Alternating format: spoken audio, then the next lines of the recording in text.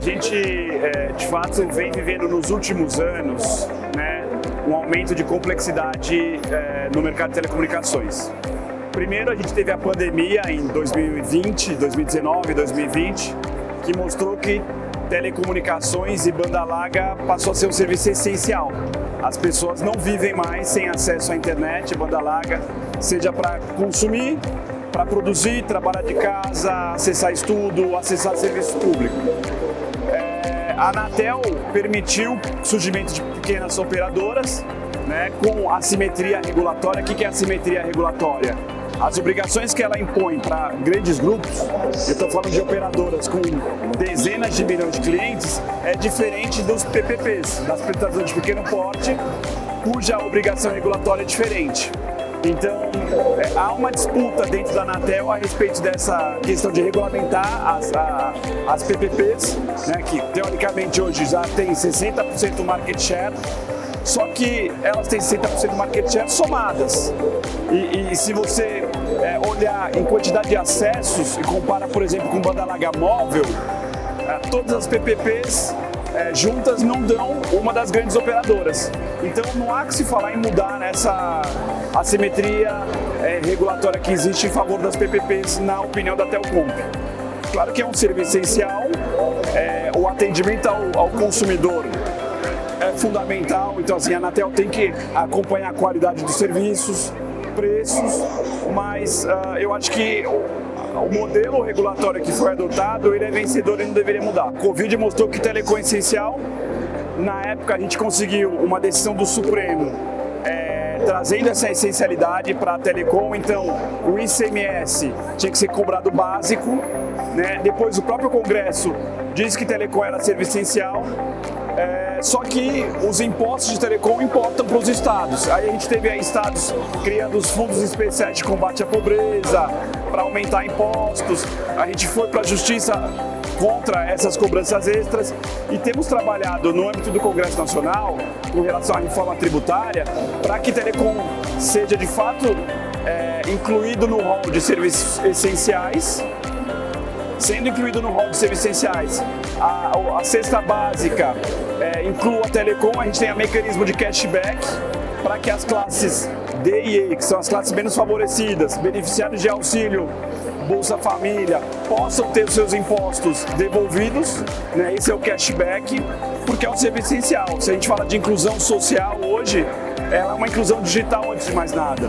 Ninguém está incluído socialmente, tem oportunidade de emprego, de educação, de acesso a serviço público essencial, sem acesso à internet. Às vezes você não consegue hoje ir numa delegacia fazer um boletim de ocorrência, solicitar um documento, é tudo pela internet. Se a pessoa não tem acesso à internet, ela não tem acesso a direitos como um cidadão.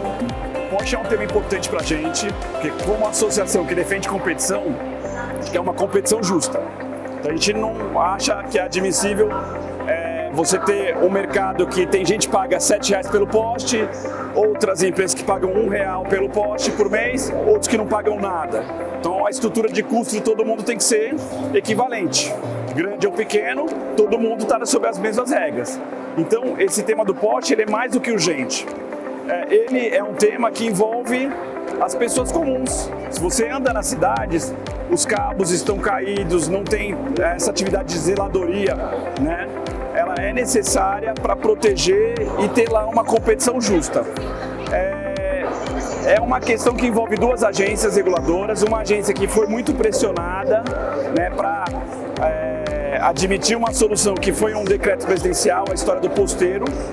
Eu entendo que é uma questão de amadurecer dentro do mercado do setor de energia elétrica.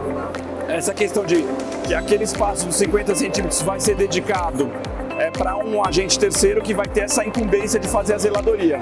A gente está esperançoso que o modelo vingue para normalizar a competição e ter uma competição justa entre os diversos players. Estamos trabalhando para que a ANEEL avance com o regulamento e como associação a gente vai tentar fazer projetos piloto para poder justamente validar se o posteiro funciona, em que condições ele funciona, quais são as condições de contorno, qual é o preço que deve ser cobrado pelo uso do poste, como vai ser feita a atividade de zeladoria e fiscalização. Porque não adianta também ter um novo cara cobrando e não fazendo atividade e não sendo punido se ele não fizer.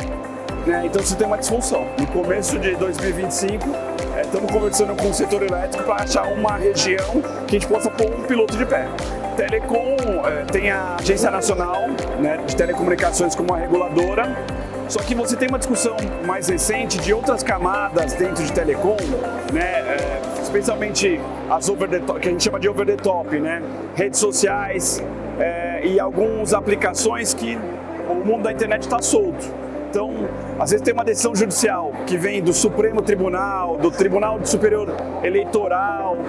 Quem executa isso? Não tem um agente. A Anatel tem feito esse trabalho de bloquear sites, bloquear rede social, só que isso ainda é feito de uma maneira, eu uso dizer, voluntariosa, porque não existe regra a respeito disso. Isso traz uma insegurança para o setor, para a sociedade. Quer dizer, se a Anatel tem essa obrigação, ou vai ter esse papel, tem que regulamentar um pouco melhor esse operacional dos bloqueios, porque hoje ele é feito de uma maneira na base do melhor esforço e às vezes sem informação completa. Então a gente teve rede social sendo bloqueada, tem a história dos bets agora, quer dizer, tem que bloquear e acho que tem que, como setor, a gente vê uma oportunidade de desenvolver regulamento e regras para dar transparência e segurança para todos os agentes de como que faz esses bloqueios. Na medida que você recebe uma ordem judicial e ela é incompleta, consulta com o advogado, receio de fazer bloqueio e cometer bloqueio indevido, bloquear quem não deveria, né? Você vê a história de quando usaram um VPN, ou foi para dentro de um CDN, eu bloqueei um IP, eu não estou pegando só aquele rede social, eu estou pegando outros agentes que estão dentro daquele CDN. Então é complexo esses bloqueios. Então desenvolver regulamento a respeito disso é importante.